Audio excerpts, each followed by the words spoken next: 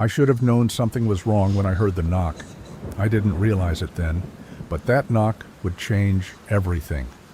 It would make me question my sanity, my safety, and most of all, my sense of reality. It was supposed to be a quiet night, just me and the calm of my new home. After a long, grueling day at work, I was looking forward to the peace of the little cottage I'd rented on the edge of town.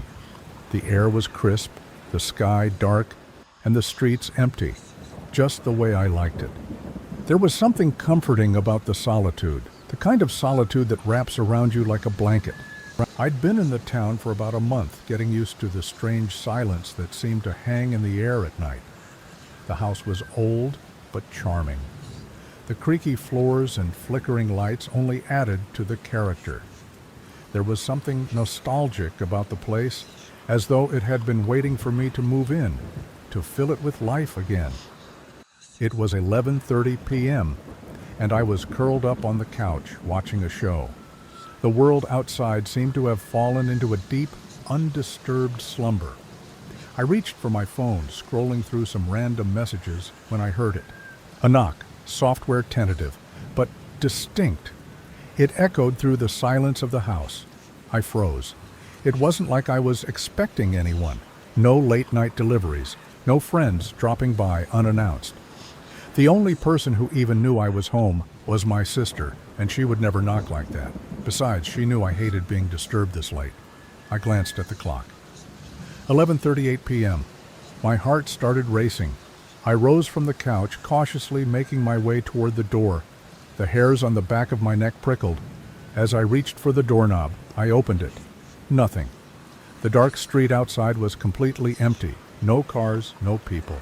Just the quiet hum of the night. I was about to close the door when I felt it, my phone vibrating in my pocket. The sudden buzz made me jump, and I pulled it out, expecting a message from my sister. But it wasn't from her. It was from an unknown number. "I see you."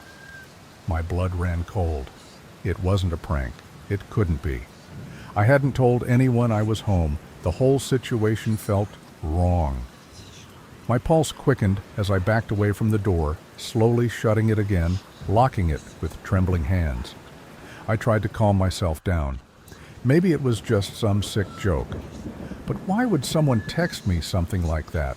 Why would they know I was standing at the door?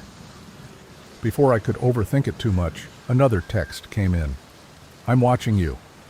I stared at the message. My heart was racing now. I walked over to the window, pulling the blinds open just a little, peering out into the street. The lights from the houses across the road cast long shadows on the ground. Nothing, no one. I slammed the blinds shut, my breath coming in shallow gasps. What the hell was happening? Another text. I hesitated before reading it. "You really should lock your door." A chill ran through me. How could they know the door wasn't locked? I quickly checked the locks, bolting them tighter. My mind raced with possibilities. Who was doing this, and why? I grabbed my phone again, this time texting back. "Who is this? What do you want?" The reply was instant. "I'm outside. I'm waiting." The sound of my heart pounding in my chest drowned out everything else. I couldn't breathe. I glanced at the door, then at the window. I thought I saw something move outside, but when I looked again, nothing was there. Then came the sound. Footsteps. Slow, methodical, soft but unmistakable. I froze. The footsteps were coming from the hallway, from the direction of my door. I was paralyzed with fear. My body felt frozen in place, my fingers unable to move, my chest tight with terror. The footsteps grew louder, closer. Then a loud bang. The sound of something heavy slamming against the door. The hairs on the back of my neck stood up. My heart seemed to stop beating altogether. I crept to the door, holding my breath.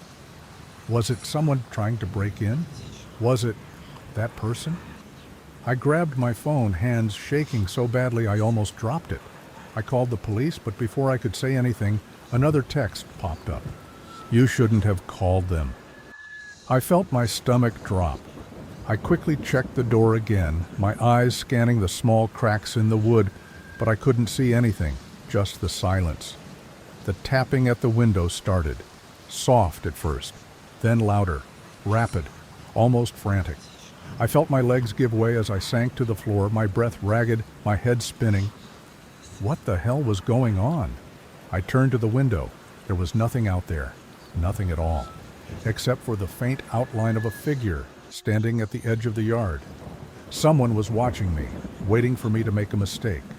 I grabbed my phone one last time. Another message. Don't bother checking. I've been here all along. I ran to the door, double-checked the locks, then turned to the windows. Every single one. I locked them all, but the feeling, it didn't go away. The next morning, the police arrived. They found nothing. No footprints in the snow, no sign anyone had been there. But that night, the door had been unlocked again, just a little, as if someone had been inside, waiting. Now, every time I leave, I always come back to find the door slightly ajar. And no matter how many times I check, I can't shake the feeling that someone is always watching.